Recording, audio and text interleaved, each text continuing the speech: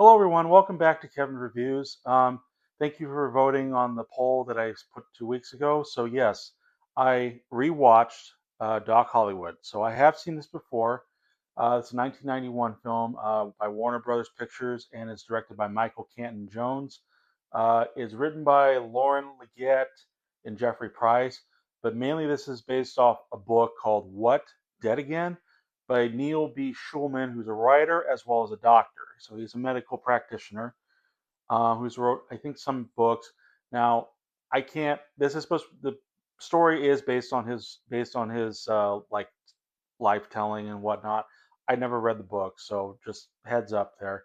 In any case, the cast includes Michael J. Fox, Julie Warner, Barnard Hughes, um, Woody Harrelson, and David Ogden Stiers. Also stars additional stars including Bridget Fonda, George Hamilton, Mel Winkler, and Eyde Byrde. So um, yeah, this is based off Neil B. Sherman's stories. From what I understand, this film is 50% accurate to what he originally did. You know, his stories about him being a medical practitioner down in Georgia. Um, I haven't read the book, so I have no idea. But if you're curious to check out the book yourself, I'll maybe leave a link. But um, otherwise, yeah, I it is based off a book called What, Dead Again. Um, now, I first saw this film when with my dad. My dad was the one that introduced me to it. I think I was in college at that college, so I never heard of this movie till he showed me it. And there's quite a reason for that because this is not a child friendly film. Um, but even though it kind of comes off at a little bit at times like it could be, but this is a this is a film I think most people would recognize based on the story, which I will get into later.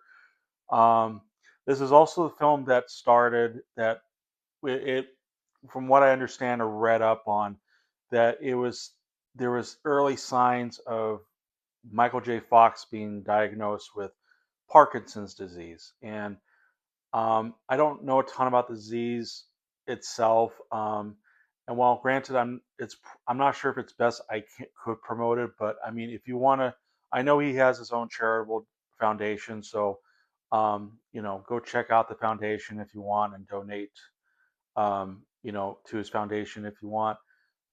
It's a good cause. It's something that's meaningful. I don't have any knowledge on Parkinson's really, but I know it's not a disease. It's a disease that it's never it's it's not a good disease to have, and hopefully one day we'll have a cure for it. But suffice to say, go check it out, donate if you wish. Um, but in any case, yeah, this is one that with Michael J. Fox. Um, and granted, it's kind of hard to kind of take Michael J. Fox out of Back to the Future, but I mean he's been in other roles. Um, Spin City, I think he was on a movie called American President with Michael Douglas. Um, but yeah, so he kind of he branched out until his Parkinson's got worse later on, so understandable. But I remember liking this film when I first saw it. I had a good laugh, but it was one that kind of felt like a one and done deal. It wasn't groundbreaking. It wasn't inspiring. It wasn't comedy. Was fun. It was fun for what it was. But again, it wasn't like laugh out loud or funny. But it was still a good time regardless. It had good moments, or out of some a little bit out of nowhere moments, um, but I remember liking it fine. It was a good once in a while watch, and something I don't watch very often, but I do enjoy the film. But in any case, let's get on my review of Doc Hollywood. So. I mentioned the story that it's probably pretty familiar to one movie um, that I'll bring up later. But in this story, we have Dr. Benjamin Stone, played by Michael J. Fox, who is a doctor at a Washington, D.C. hospital, like Washington Presbyterian Hospital. And he gets a job to be a plastic surgeon down in Los Angeles, California. So now he has to drive his Porsche, his 1953 Porsche, down to Los Angeles, California. Why he doesn't have a plane ticket or anything like that, I don't know. But suffice to say, that's the story. Unfortunately, his trip takes a huge detour when he winds up in a small southern town in South Carolina called Grady. That he accidentally destroys some property that gives him a sentence to basically serve community service for a good amount of time, like a couple days, as the town's doctor, because their current doctor, uh, I'm trying to remember, Dr. Hugh, played by Barnard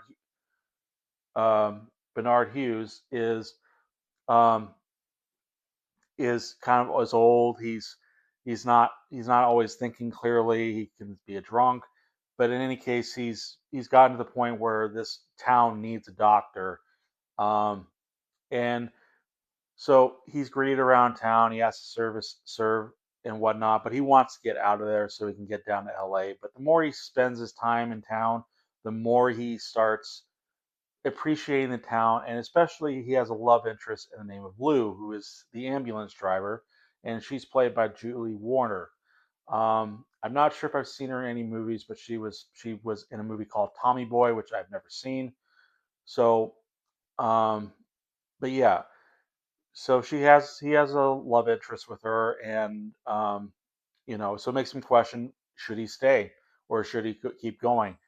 Um, and if that story is familiar with you, it's probably done in other films, but oftentimes what I've read, this this one film that takes this story and takes this same exact story is the Disney Pixar film Cars, and almost makes sense because even the what Benjamin Stone drives is a red Porsche and it's a car, so it's like, you know, I almost you can kind of connect the dots a little bit, but it is there, and it's probably been done to death in other films before Doc Hollywood. I'm not 100% certain, but that's basically the story. A urbanite who winds up in a very small town in rural town, and now must decide whether he wants to stay or when he wants to go, as the town changes him for the better, because he's kind of arrogant, he's aspiring, he still helps people, he's has a pretty good bedside manner, not a great bedside manner, but an average one. And he you know he just wants to move on, but you know what would make him happy? And plus, Lou, sorry, is you know is attracting him. He's beautiful. There's and beautiful. So yeah, that's basically the story. And rewatching it again, I do enjoy the film, but again, it's the same. Um, I think the main thing is the story is because it's a story we've heard. It's a story done to death. There's not a ton of like rewatch value, to be perfectly honest, but it doesn't mean there is anything good, worthwhile in it. I think because of the tone and the writing and the characters are enough to get you, and some of the humor can actually it makes it a worthwhile watch. Um, it feels like if you combine the writing from maybe Back to the Future, um, the comedy of The Simpsons, and then have the setting of in Big Fish, where I'm trying to remember the character's name, but there's like a southern town in the Big Fish that is almost like heavenly and perfect and stuff like that, and it's warm and inviting. The southern hospitality, and that's one thing they like to kind of push in the film, is southern hospitality, because the town of Grady is very kind. They said that their crime rate is low. Um, everyone is nice to each other, almost everyone, but majority of the citizens are very nice to each other. And you got a bunch of quirky characters like the mayor. We have that is played by David Ogden Stiers. Now you might remember him highly as Major Charles Winchester from the TV series MASH. Um, and it's amazing because I recognize him. Really recognize his face in MASH, and seeing him here, and then having him play. I don't know where he's actually from, whether if he really is London, England, or if that was just a fake accent. I'm assuming not, but he does pull off a good Southern accent, I think. All right, and his character is always warm, inviting, hospitable, but it's almost like he's kind of the one that like tries to bring you in. He's always wanting to keep Benjamin Stone from leaving because A, they really need a doctor, and B, he thinks the town is so great and that he wants to keep, he thinks Benjamin Stone could actually make an impact. So I don't know. You can kind of look at it as a bit kind of a predatory, like you always want to keep people in and versus um, having them leave. But there are moments where he does understand, and then over time he does actually you know let people leave. It's not like a town that's always had to be kept under wraps for basically for any reason whatsoever. He just he thinks this is a great town and he offers it to anybody and kind of tries a little bit to make them stay. Um, let's see. I mentioned Dr. Hugh or Dr. Barnard Hughes. I think he's a fun character a bit. Don't see him too much, but he's kind of fun. Woody Harrelson's in this playing Hank. He's a interesting character because he kind of looks like he could be the bully of who's against Benjamin Stone, who's like a really small guy, versus Roy Harrelson, who's a tall guy, and he kind they kind of he, they kind of defy expectations in that type of stereotype because, of course, they do like to use the writing where it's like you're in my seat, he's in my seat, and it's like, and he just kind of looks at him like he's trying to be intimidating. And it's like all of a sudden he comes off saying something completely different and not intimidating, and it's kind of funny and refreshing.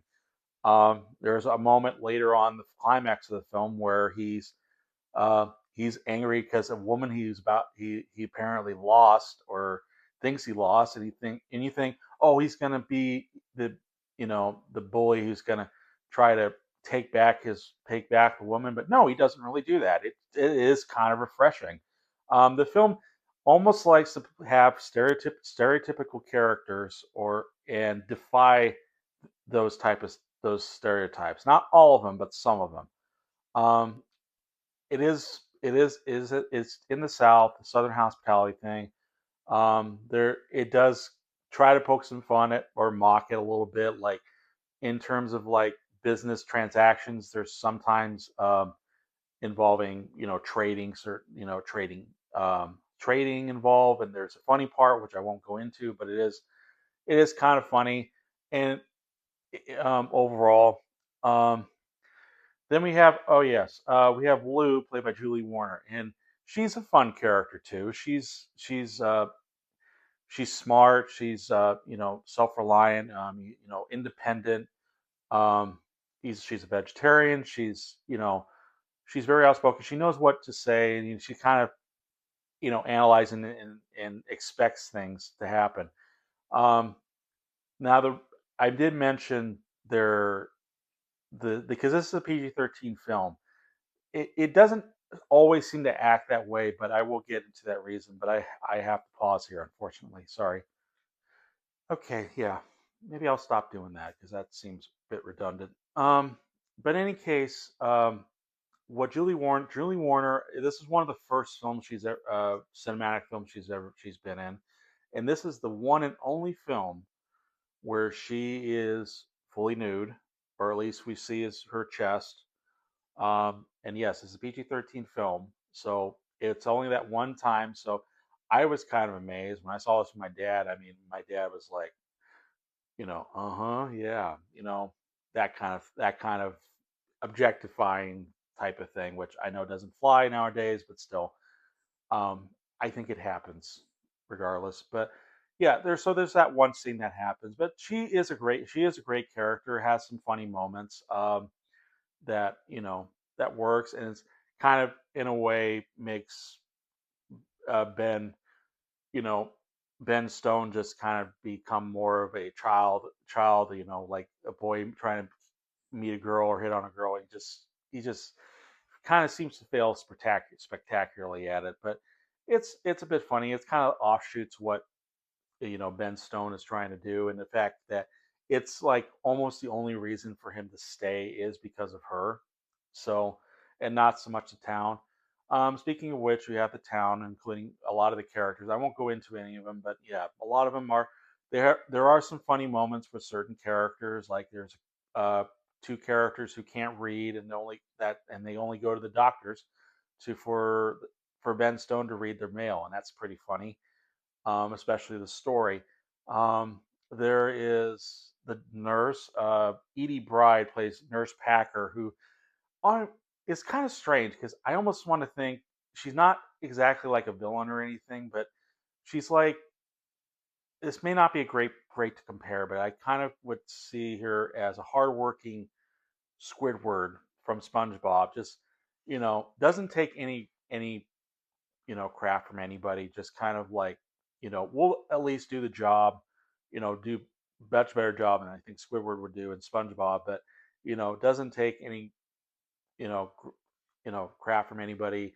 Is a bit passive aggressive, but she'll do what's necessary to help Doctor Stone. Um, but yeah, I don't know. Maybe that's probably a bad comparison, but I kind of got that inclination based on her kind of attitude a bit. So again, could be totally wrong. Um, trying to think. Is there anything else? Um, there's not really a ton I can say about it. I think it is. I think because of how the quirky characters, the writing, and you know that, and just it kind of and defines certain expectations. The tropes and whatnot. It it does kind of become off as pretty unique, but it's not. But unfortunately, the story is what's lackluster. Because if you've seen this story done so many times, you know where it's going to go, um, and it doesn't really leave a huge impact too much at all. I think but I don't think the story really matters. It's more about the comedy, um, and the comedy as a whole. The writing especially, and the writing is good. It is pretty good. Now, I know the film did not nowadays, especially on Rotten Tomatoes. I'll put the uh, image here, but yeah, it's kind of a mixed bag for most people. This may not do it for everyone. The whole the kind of mockery of a small southern town, which I don't know, may not do it for everyone, or it may not be realistic nowadays, or maybe you kind of see that this town is just completely, messing with Benjamin Stone's like life entirely, because for better or for worse, because they feels like they are taking charge of how he wants to, do things. So let me see. I know I have more here. I have notes. Let's see. Uh, there is a character. Not a major character, but Um, there's a judge, Judge Evans, played by Robert Blossom. And if you recognize uh, him, if you do see this movie, he's the same guy who played the old man in the Home Alone, the one that Kevin's afraid of. So it's kind of refreshing. I wish he got a lot more to do, but I think what they did for him is pretty fun, and um, overall. So yeah, I don't have a lot to say, and because I saw this alone, the comedy isn't as strong. But I think there is something warranted if you find somebody, find an audience, sit down, watch it. You might enjoy it for just the characters and the comedy alone, but if you're not really into that type of story because you kind of predict where it's going to go, this won't do it for you. I think I would give Doc Hollywood. Oh, I think I give it three. Um, I think I give it 3 stars. I think it's good. Um, maybe maybe 3.5. I don't know, 3 or 3.5. Um, I'll probably edit it to show which one I really want, but more I think about it. But it's between it's 3 and a 3.5. I think it is a good time, but I think maybe I'm giving it 3 because it's again, it doesn't have a lot of rewatch value. And there were times I actually had to watch this multiple times because I missed some stuff or it just felt like it drags. It does feel like it drags at times that I had to play with my phone, which is not great, but still, it's. I think it is a worthwhile watch if you have not seen this before. So I would recommend it, but if not, that's fine. I'm sure, like I said, Cars kind of stole this a little bit, so then you might prefer Cars more than Doc Hollywood. But still, I think it is fun. It's a PG-13 film, so I wouldn't recommend it for your kids. Um, like at all. I would say wait till they're in high school or an adult um, before showing something like this, especially for that scene. At least maybe skip that bare chested scene from Julie Warner.